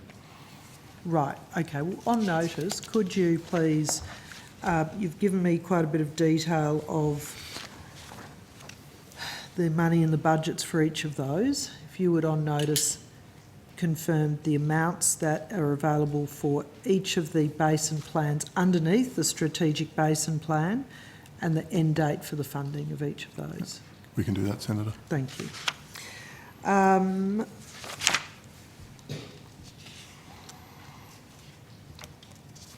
So the Strategic Basin Plan was part of the previous government's gas-fired recovery plan. Minister, I have another document to table which the Secretariat will have, and it is titled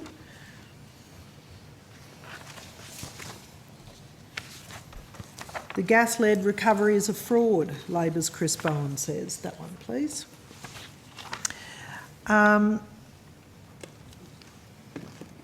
given we've just had some discussion about The document's appropriate to be tabled and is tabled. Thank you very much, Chair. We've just had a bit of discussion about the Strategic Basin Plan, Minister. Do you agree with Minister Bowen that the gas-fired recovery plan is BS and a fraud? And I guess by extension the Strategic Basin Plan is therefore also BS and a fraud? Well, what I can say, and I do agree with him, what I can say is that the evidence that the department has given on this issue is exactly right. There are some programs that are not being continued, and that the previous government's sloganeering about these issues was not met with a level of action that delivered. The previous government was very fortunate indeed to be in the position of having a significant expansion of gas availability that was set to come online before the government was elected. And I think the amount of gas production on the East Coast increased by 300% between 2014 and 2021. So those were projects that were already booked, already ready to deliver, and began delivering over the life of the previous government.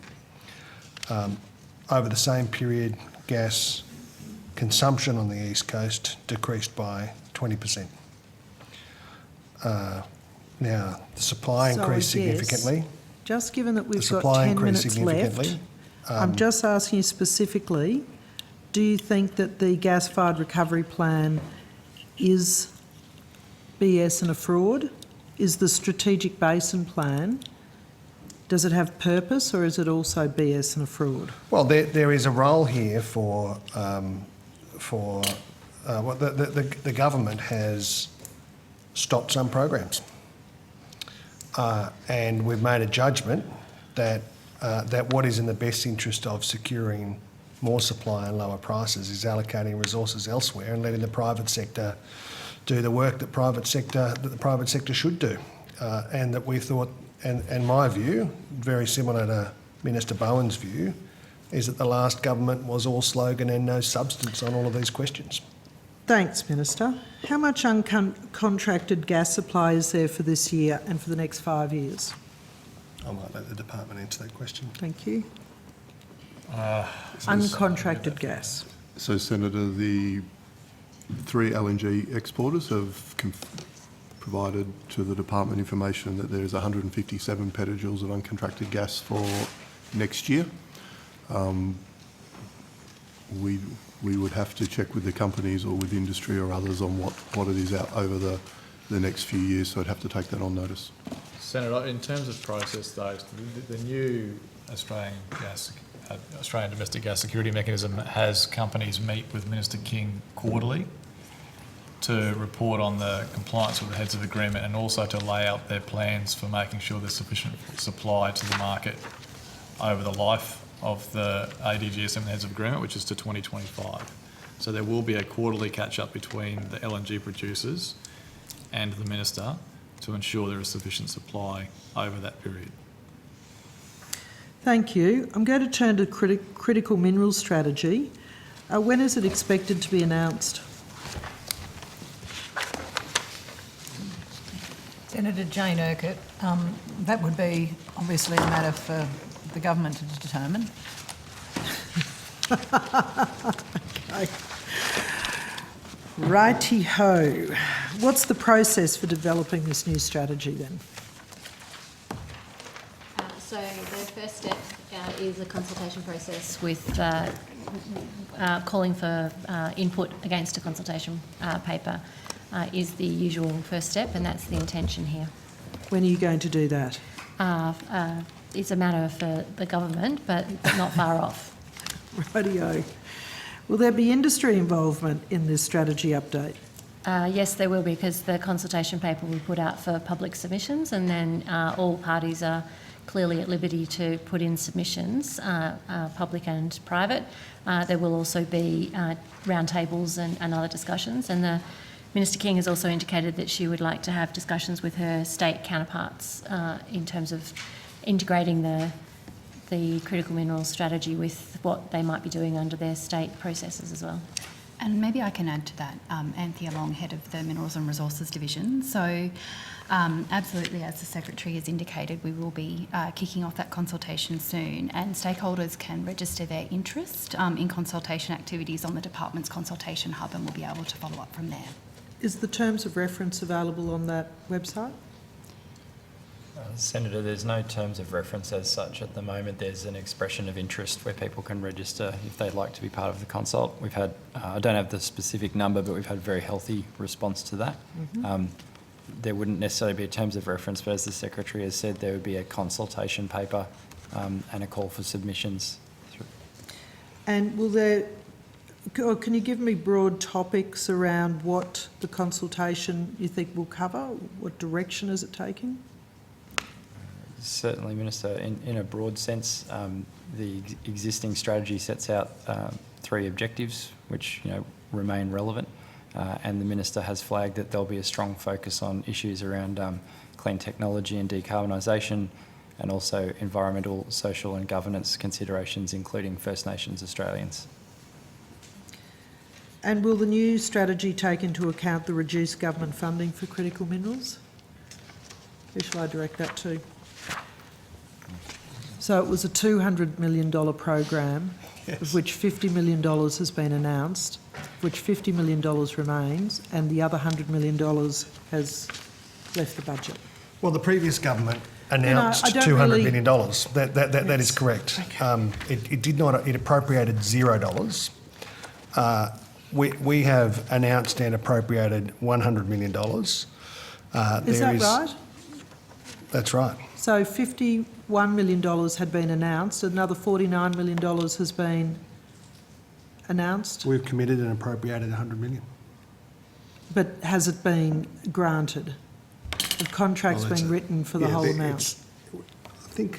Senator, $50 million has been awarded as grants and contract negotiations are underway for that. Yes. Another $50 million has been announced, which will be delivered through a second round of that grant funding. Right. In addition to what the Minister said, there's a further $50 million for a research and development hub.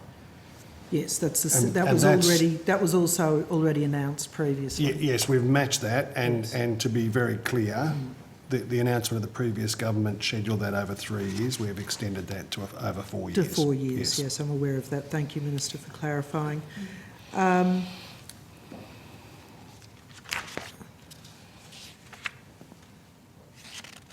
So the Critical Minerals Development Program, how much funding's been allocated to this program? So that's $100 million. But that is the total of that program.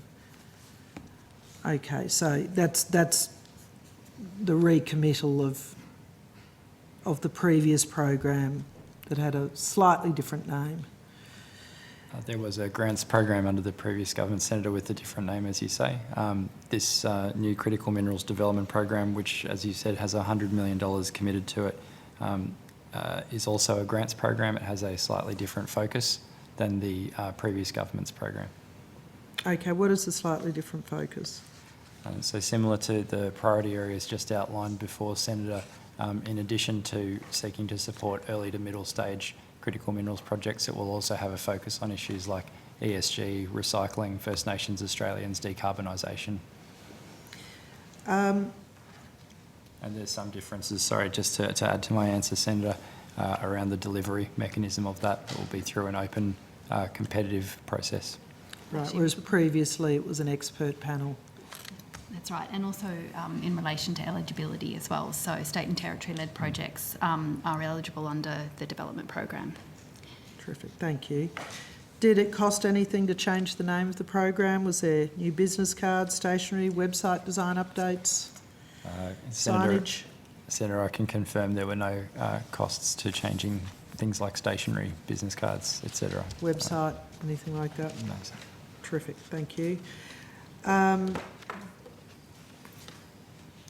We're probably about at your last question. I am with just a couple of minutes about. I left. know. I might have to put a swag some things on notice. On notice. So, I'm sorry, you just said before about the program that it was, you just added another element, so there was the, I'm not going to remember, I shan't. Oh, Senator, that was about state and territory-led projects being No, eligible? no, it was prior to that, don't worry, thank you. All right, given that the Treasurer has been speaking about the importance of the critical minerals industry and expanding on that, is there any additional programs? I appreciate there's no more money, we've talked about that, but any additional programs that are going to focus on supply chain risks for renewable technologies, or how are we going to achieve this bright new dawn for critical minerals in Australia? Senator, I guess those are matters for government to consider through the process of developing its strategy and through consulting with stakeholders. I just note that there's a few different strategies that combine to think about what the impact of the opportunities for the critical minerals sector. We've got the critical minerals strategy, which we've been talking about now. There is also the potential under the National Reconstruction Fund if there's a component there. We've also got within the climate change portfolio a focus on electric vehicles and the demand side component there. Talked about battery strategy, which talks about the industrial processing side, which also has a connection to critical minerals here. And so combined, there's quite a lot of different components in the full supply chain for thinking about critical minerals. So there is an opportunity to pull these all together to provide information to the sector, which will be a valuable contribution for them to be able to see where the government's, how the government strategies knit together when they make their business decisions. Great. Well, Thank I you. look forward to discussing that at each estimates. Can I just ask, finally, is there going to be an updating of the critical minerals list as part of that process? I think the Minister has made some public commentary, but... Critical minerals list? Yes. So, Senator, the Minister will consider the critical minerals list as part of the process of developing a new strategy, but it's a matter for government as to whether that's updated, changed. I'm making a pitch for potash and phosphate. Okay. Noted, Senator. Thank you all very much. It being 9 o'clock, consideration of the 22-23 budget estimates is concluded. I thank representatives from the department who've given evidence and given us extra time today. We really appreciate your time. Yes, thank you. Thank you to Hansard Broadcasting and the Committee Secretariat. Thank you, Minister. I declare the hearing adjourned. Well done, Chair. Thank you, Chair.